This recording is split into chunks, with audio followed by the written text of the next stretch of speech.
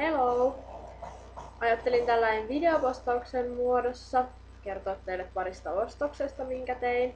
Älkääkä välittäkö noista hirveistä ampuma-äänistä tuolla taustalla, koska Krisu osti jonkun pelin ja nyt se vaan pelailee koko ajan.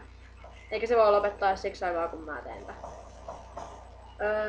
Tällaisen ostin City Marketista. Mä kattelin tätä jo kauemmin. Kauemmin ja aikaisemmin.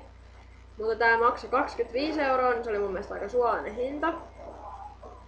Niin en sitten ostanut. Ja nyt se oli 50% alennusta, eli hinnaksi tuli noin 13 €. Ja nyt mulla on se. Tää on ihana. Tää on vähän vaaleanpunainen, se ei oikein näy tosta kuvasta.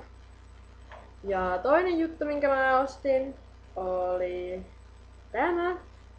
Tadaa! iPhone! Näkyykö sitä?